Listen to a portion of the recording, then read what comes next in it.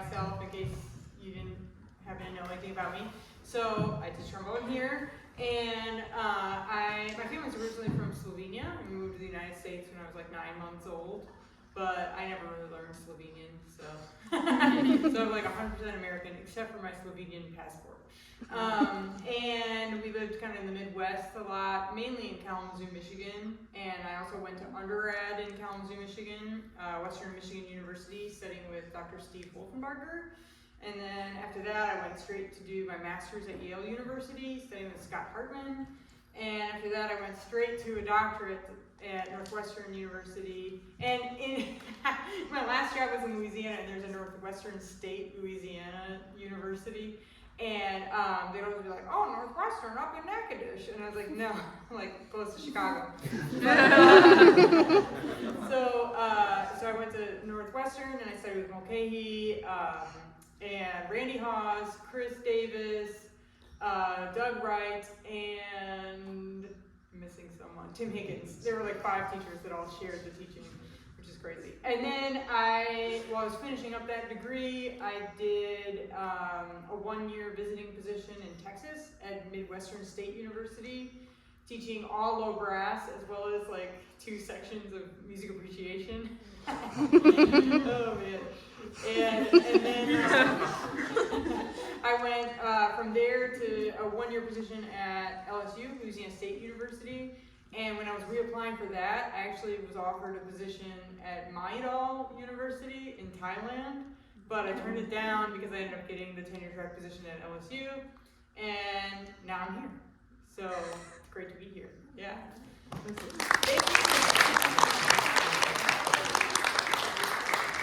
All about my school, and I used to play in Seraph Brass Quintet, which is a pretty well-known touring female brass quintet. I've subbed with Stiletto, which is another one. I was like, someday a mixed gender quintet will hire me to play. So one of these days, I don't know. Anyway, and I also have some orchestral experience and solo experience too. Yeah. Okay, what questions do you all have for me? Oh, you don't have to clap. That's okay. Okay, so I heard that you're like only the 2nd female brass player to ever have been hired at FSU. So like how have you I just heard that too. Yeah, so just how has your experience been at FSU so far? It's been really good. Everyone's been supportive and nice, and I mean I think things are changing. So I guess Professor Stapleton was the first, so I'm sure it was harder for her at the beginning, but she's still here, so that bodes well. Yeah, so it's been really great. Everyone's been supportive and nice, and it's been good. I didn't know that. Yeah. Yeah. What made you want to choose trombone? Oh man, that's such a good question. When I was in elementary school, my parents said I had to do either choir or like band. And originally I was like, I want to play violin. And my mom was like, you can't play violin because you don't have good pitch for that.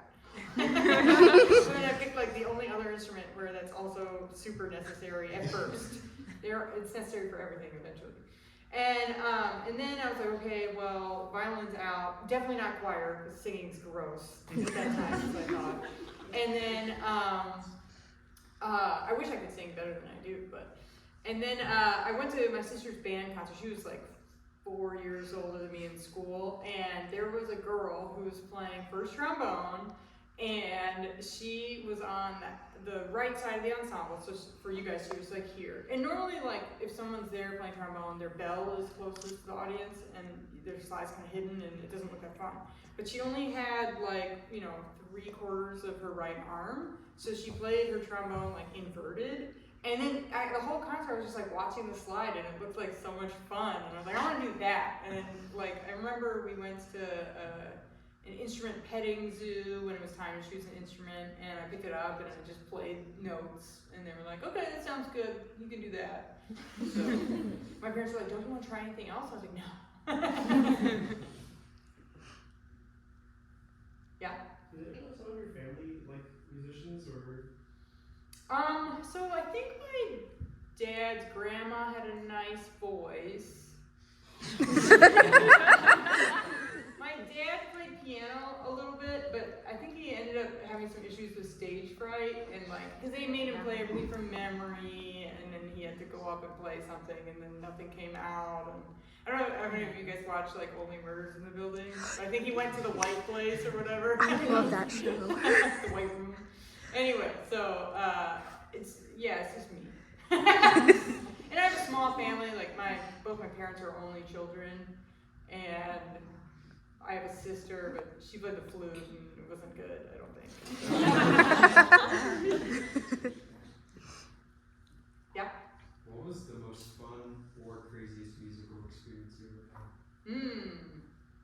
Fun or well, the craziest thing was we were in China for Sarah Brass.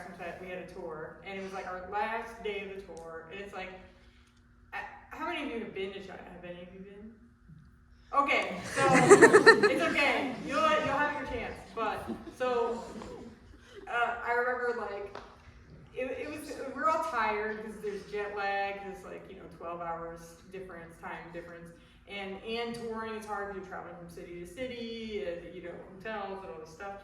And then we got to the last place, and I was like, guys, I have good news and bad news. They were like, what's going on? And I was like, the good news is that there's Western style toilets, meaning like, it's not a hole. And I was like, the bad news is that there's footprints on it. Like people were like climbing on top of it. But anyway, and then during the concert, we were playing, and it started drizzling, and I was like, yes, the concert's done. It was outside. I was like, yes, the concert's done. I'm so tired. I just want to be done with this. And then everybody just like gets their clear umbrellas out and starts sitting under their clear umbrellas. And I was like, dang it. So we keep playing. We're under a tent, so like we're okay. And then all of a sudden we're playing a piece from memory. It's Anthony Lorenzo's Go. I don't know if anybody knows that piece. So we're playing from memory, and like it's kind of crazy and fast. And then all of a sudden you just hear like a pop noise and like kind of like a waterfall. And I like look up, and like behind one of the trumpet players, there's just like gushing water on the stage. And we just like playing. And then like the guy who was translating for us, he was like, okay, that's enough for the concert. And said like that it was done. So that was crazy. And then like the best concert experiences, it's kind of hard to say like best, but like I personally really enjoy when I have a concert where like I'm in kind of a flow state. I don't know have you all heard of flow states? If you haven't heard of flow state's like when you're kind of just like, you're doing this stuff, you're not really having to concentrate that hard, or maybe you're concentrating hard enough that it's just happening, you know what I mean? Because like, also if you don't concentrate very hard, then your mind wanders, and that's not good either, but you're like really focused and engaged, and it's just kind of like all happening, and it's working really well. So that's like, those are my favorite concerts. They don't happen like super often, but when they do, it's really nice. So, and then there was one time in high school I played for a Music for All conference for the Yamaha Young Performance. Have any of you guys gone to that? Okay, that was crazy. There were like 3,000 screaming high school kids in the audience, like, ah! And I was like, I don't think this will ever happen for me again. So, yeah, that was pretty crazy. Yeah.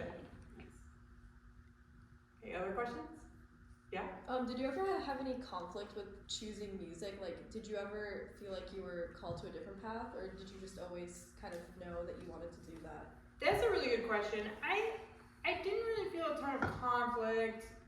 Really early, like high school, I went to this math and science center for half the day. And it was like, I don't know, I mean, like at our graduation, the valedictorian was like, we are the elite. And I was like, so there was some weird kind of vibes at that. But you had to like take the SAT or ACT to get in, and you had to have these minimum scores, and then it was like really demanding when you were there. And I thought before then, I was like, I think I'm going to do something with math and science since I'm really good at that stuff. And I mean, I had been good at band too, but I don't know.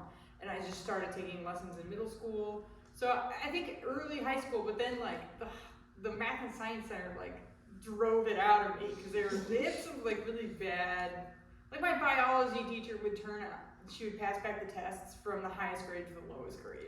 Like, just like Oh, really not nice stuff. Yeah, I know. When I think back on it, I'm like, that is so inappropriate and like unhelpful. So yeah, that like made science seem horrible. And I was kind of middle of the road, but I was always like excelling at music. So I think that kind of drove me to that. Yeah. Yeah. What made you decide to become an educator? That's a good question too. So I really loved my professor from undergrad, Steve Wolmer. He was like the best. He also taught me lessons. I think I started with him my junior year of high school and continued through college. And he was just like so supportive and really like opened up a lot of doors for me musically and personally too, because he had me apply to competitions that were across the nation and the world and stuff like that. And I started to get to travel doing trombone because of his suggestions of what to apply for. So I was like, well, I want to be like him. Kind of like I think most people go into music education because they really love their high school band director, kind of thing like that. And then I did not know how many emails it was going to entail, but overall, I think it's really really fun working with everybody here, and it's been great. So I play flute, which is like a female-dominated instrument. It didn't used to be. Did you know I that? actually had no idea. At the beginning, it was like unsightly for a woman to play the flute, and only men played the flute. Well, we took over. Yeah. Yeah. But it's an issue, and like pink and blue. Like originally, blue was a girl's color and pink was a boy's color, and then they were like, "Shoot, we are losing money on this. Let's switch it." So anyway, keep going. I was wondering like how your experience has been as a female playing an instrument that's male-dominated, like just throughout all of your time.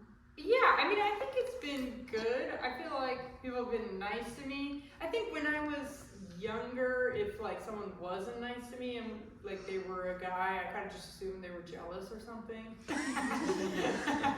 Which is like okay, and maybe that is the truth, you know what I mean? I don't know. But I don't really feel like, there's been only like a couple times in my career where I've been like, that was so sexist.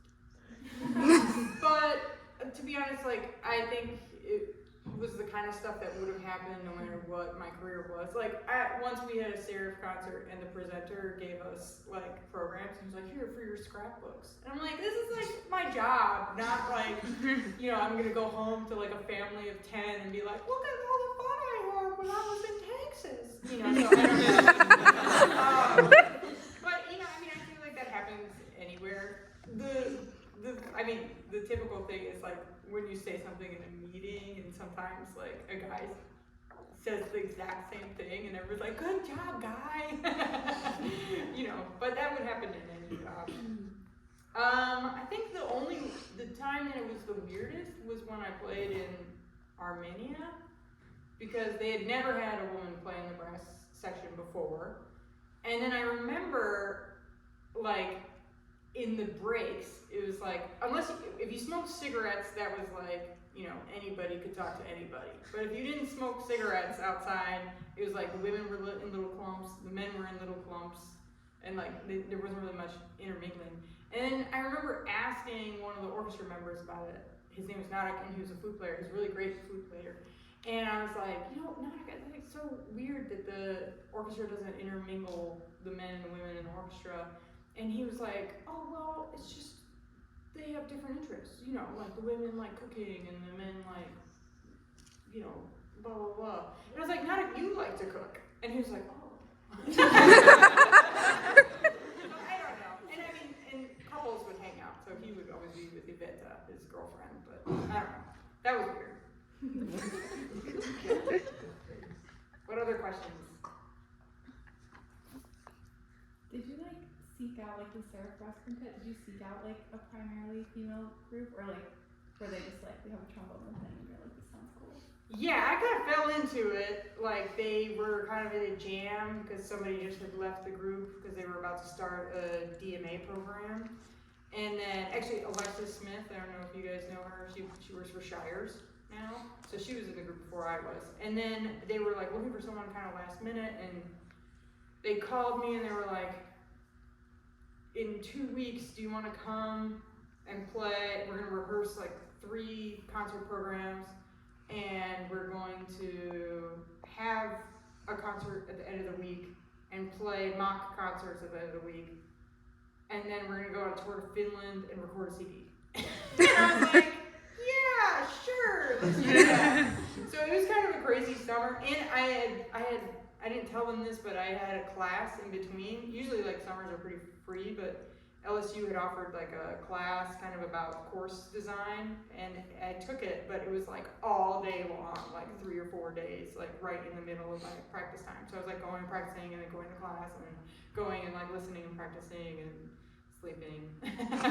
So it was an interesting summer, and it was an interesting time joining the group. I think it was like changing a lot at that time. And I mean, all groups are changing, chamber groups, because whoever makes up the group has some sort of influence, whether like the leader wants it or not, you know what I mean? It just happens, like, because everybody has certain things that they need to function like professionally and as a human. I think that's the hardest part about Tori, is like you're a professional, but you're also a human being, and you need like a certain amount of rest and, you know, all that kind of stuff. So yeah, at the beginning when I joined the group, we shared rooms, and it was like 4 of us would share rooms, like, you know, 2 and 2, and then one person would have a single room. And it was just like, it's just so hard to be like so tired playing together and then like sharing a room. Like, because like one of my friends who's in the group, we're really, really good friends. Her name's Jean Lawrence. She plays trumpet, and she's at UW-Madison. And she just loves, like, when she wakes up, just like busting the curtains open and being like, hello, day! And like, I think I was sleeping, and I like to sleep as long as possible. Just the most sleep is the best. And it's so funny. I woke up and I was like, hey, Jean. And she was like, oh, hi. Like, she had obviously been waiting for this moment, and she's just like, and I'm like, and she was like, Hana, come on, I'm dying. So anyway, so that's just like an example of like, get your own room, it's better. Anyway, okay, I saw a question up here. Yeah, what's something that kind of kept you constant in music through like obstacles and stuff like that? Constant in music through obstacles. Well, I'll tell you what, the biggest obstacle was COVID, and I was not good at it in that time. I'm not gonna lie, like, I just wasn't playing too much. I was kind of down about it.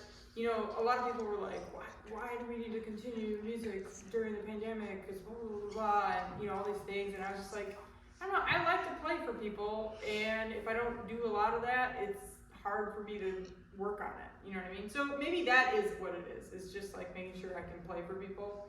And I don't know about you guys, but I couldn't do like a Facebook Live concert. It's just like, I didn't have it in me. It felt bad. So I just didn't do it. Yeah. So yeah, playing for people I think is a big part of it. And I mean, I think, like, I don't know, I really like having gigs and preparing for them, and that was really depressing when they were all gone. But luckily things are back.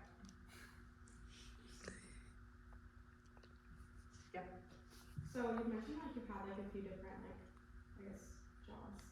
Like when you start like at a new school with like a new studio, how's like the experience with like just going into a studio that's kind of already established? Like how do you like fit yourself in it? That's a really good question. I think that's like actually a really great way to think about it, because like I think the first 2 jobs I had, you know, it was just 1 year apart, and I was super young, like 25 and 26. I just felt like I was like, I'm gonna lay down the law and like show that I deserve to be respected because I'm so serious. And I'm not sure that that's the best way to go about it, because it's like, I feel like it's too rigid and it doesn't account for a lot of stuff. And I think a lot of young professors have that issue, because it's like they're coming from a really great music school, and then they're going to, like, my first job was like kind of a glorified community college. We had a lot of commuters, not very many people living on campus. So it's just like the expectations can't be the same, and I don't think they should be. So I mean, so I think you're right. Like just trying to fit yourself in a little bit. One thing, if you're interested in like higher ed, there's a great book, Teaching Music in Higher Ed, by Colleen Conway. It's really good. and she has a lot of good suggestions. Like one of the things she suggested is like get the previous professor's syllabus, and I did, and it was like 2 pages long. It was amazing. Yeah. So I had something about like the wind rep class that doesn't exist anymore. I was amazing, but I was like, oh my god. And you know, there were some things about it that I was like, oh man, like my syllabus has like just kind of exploded. So I do want to kind of like try to. Was it a surprise seeing my syllabus? People were saying no. It was okay. It was very reasonable, It but it was was like, refreshing. oh, expectations. So I don't know. You know, I mean, I think you still have to be true to yourself, but yeah, try to be reasonable, I guess. Yeah. John? Yeah, so I have a quick question about the trombone looping. It's sort of a two-part question. If there are people in here who haven't heard, she does a looping thing that's really, really cool with trombone. It's fantastic. So I just wanted to know, how did you start to get into that? And then for your students, is that something that you encourage them to get into? If not even using a looper, just getting out of the box and performing different repertoire and things that you normally wouldn't see trombone in academia doing? Yeah, so the reason I got into it is because I saw a clip of Jorgen van Ryan playing Slipstream, and I was like, that piece is so cool, I want to learn it. So then I bought all the stuff, and I learned it, and that was great, but then I was like, now what am I going to do with like, you know, this $500 loop pedal and like all this other equipment that I got? So then I kind of got into commissioning, and I commissioned a piece by Mark Mellitz that I really, really love, and you guys can check it out on YouTube. And I kind of just, I guess I fell into it, but I think it's a really fun way to practice, because you have immediate feedback, because like you hit the button and you hear if you're right or wrong, for better or for worse.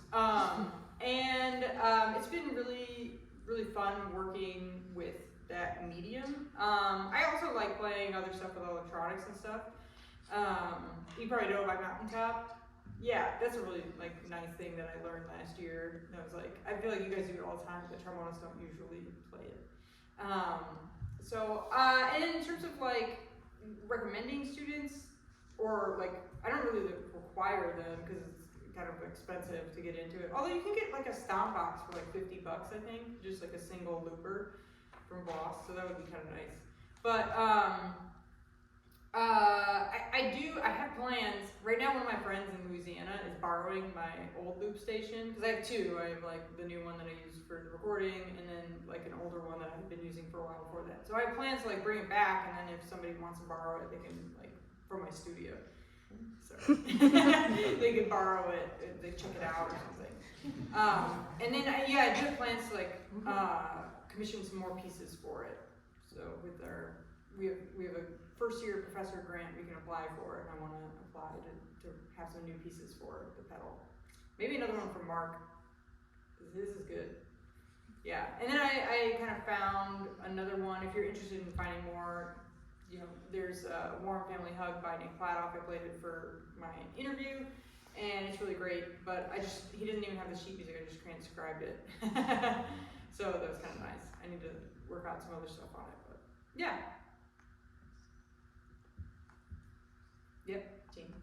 Could you talk some about the process of recording your album, like choosing music and then the actual recording process? Yeah, that's a really good question too. So I basically, it's kind of similar to this process that I'm in right now, where it's like there was a grant opportunity that the state of Louisiana has. It's called an Atlas grant. Like I don't remember what it's short for, whatever. Yeah, I'm not gonna be able to remember. Anyway, but it was up to $50,000, and I knew like other colleagues had received the grant for some things that they've done. You know, somebody had done like an album with orchestra and backing them, which is like crazy expensive. So it makes sense that they applied for that grant. And another friend had done it so she could compose a concerto and then also record the concerto and stuff like that. So I kind of decided to apply for it, and you know, when applying for the grant, I just kind of thought about like, okay, what pieces are either meaningful to me, I think I would sound good on, or kind of a mixture of the two. And I also wanted to make sure there was some diversity in the album. So there's a piece by a woman composer, and there's a piece by William Grant Still, a Black American composer. And I just felt like I kind of wanted to tie everything to like, why are these pieces important? You know, I also recorded Fantastic Polka, which is by Arthur Pryor, and you know, I don't know if I fudged it, but I was like, there aren't really any available recordings to purchase. I think Bousfield's recording, but you have to like find it online through a website, and it's not available on Spotify, so that one I kind of snuck in. But it's important to me because my teacher from undergrad is kind of an Arthur Pryor scholar and helped me win the Wiki competition when I was in school. So that's why I included that. Yeah, I don't know if that's like, I hope that's not like depressing, but it seems like too measured or something. It's not like, I was like, well, I fell down a well and I imagined Pergolesi, like, but yeah, it seems a little pragmatic. But yeah, and then in terms of like the process of recording, so I applied for the grant, and in applying for the grant, had to find out like the budgeting of everything, you know, the hall, the label, the videos that I made, the videography team, the pianist, the producer, you know, all that stuff. So it's kind of a lot of like, I don't know, clerical work almost. It's kind of a pain. And then, you know, practicing all the stuff. What I did do that I think was good was I just scheduled a lot of performances of the repertoire before recording. So I just knew it really well. Because I had been in some situations before where I had to record with just rehearsals and no performances. And then later we performed it and I was like, oh, this is so different than how we recorded it. I wish we could record it again.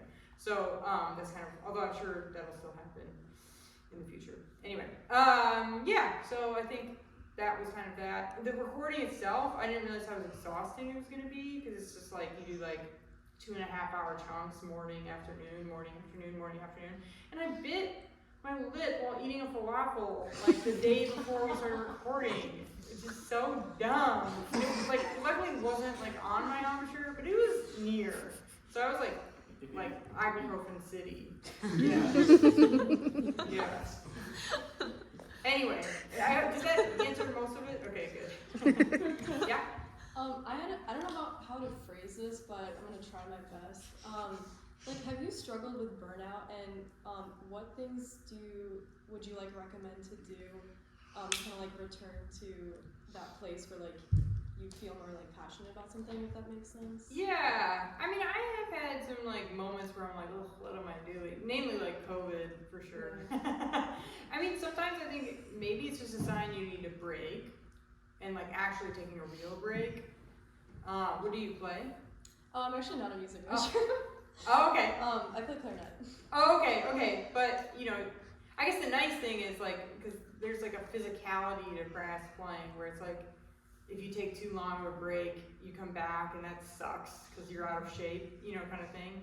But I don't know, you know, with what you do, like if there's a physicality to it or. Not really. Not really. Okay, but maybe you need a break and you can take one, which would be nice. And then, you know, other things like making sure I'm getting enough sleep is definitely a big part of it, because I just feel like I will quit anything when I'm tired, you know.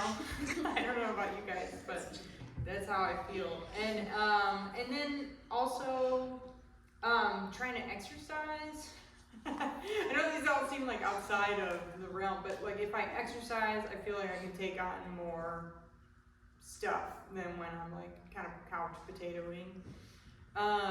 Yeah, and it's like crazy. There are a ton of gym classes here. So those kinds of things I think help a little bit. And then like, you know, if you can try to make a little bit of what you do into play rather than work, that helps a lot too.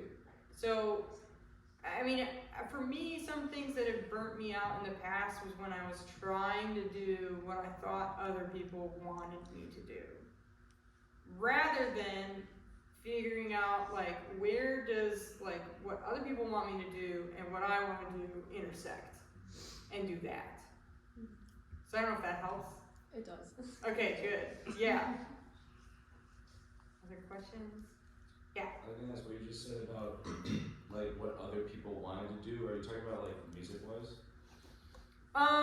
Well, I guess in my sense, like what other people want me to do is like the things that I think I need to do to get tenure, if that makes sense.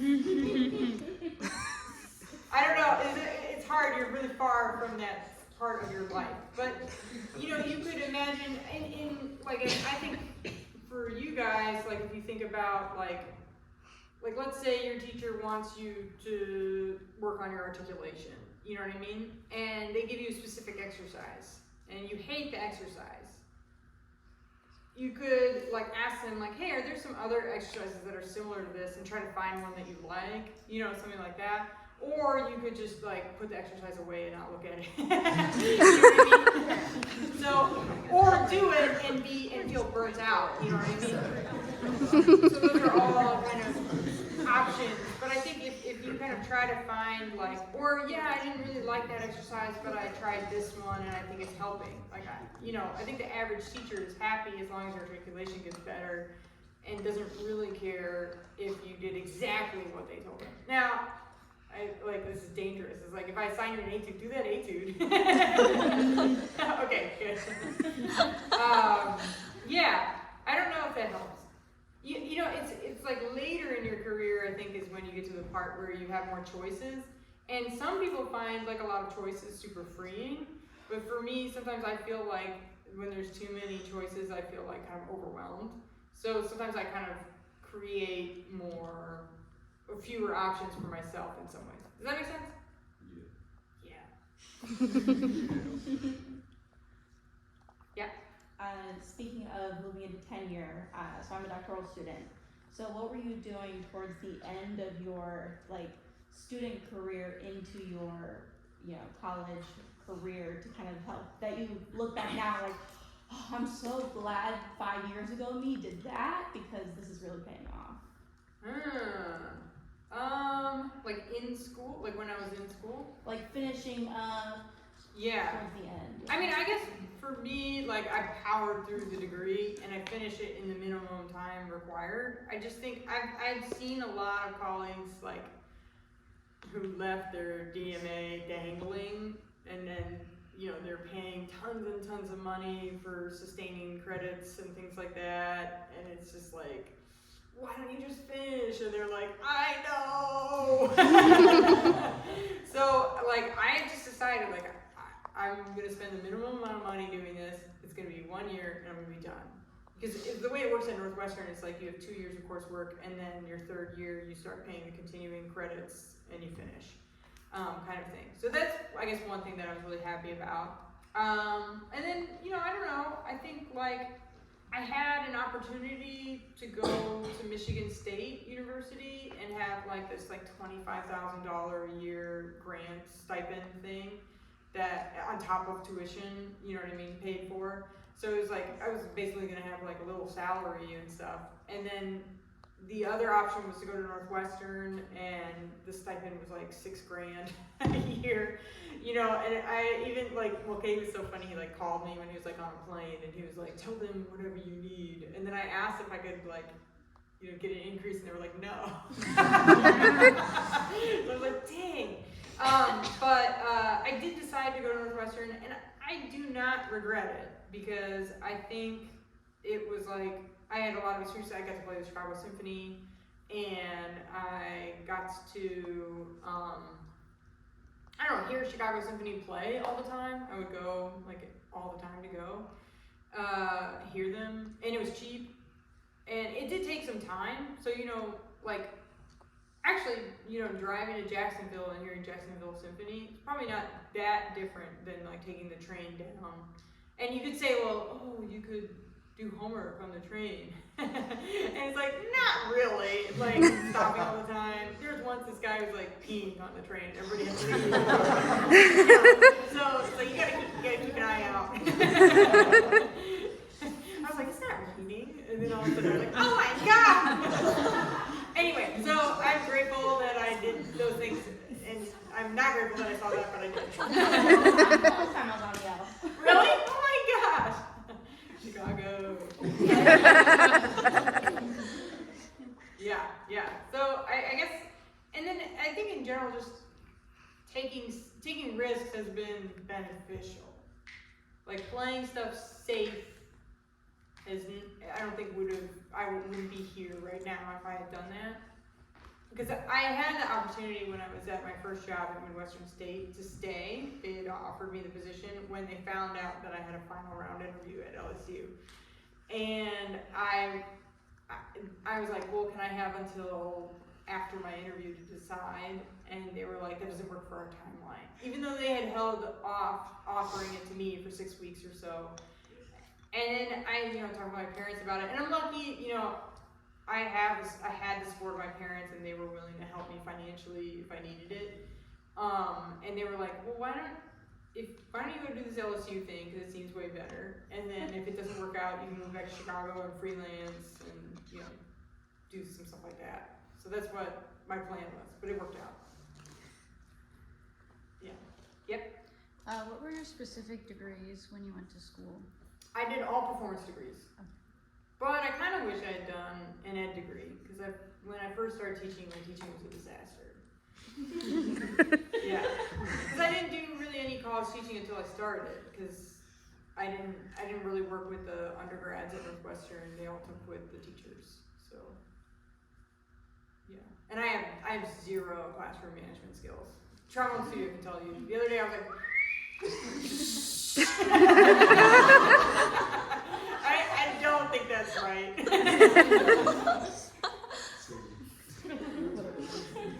Yeah. Along the same lines as what Miss Jackie asked, what were some of the most helpful things you found you did when you were our age in undergrad? What are the things that you think took you the furthest in your career path? Well, as a performance major, I practiced a lot. I was like always in the practice wing. I remember I kept terrible hours. Like I'd be there late at night, and there would always be like the same group of us in there. Yeah, you guys know.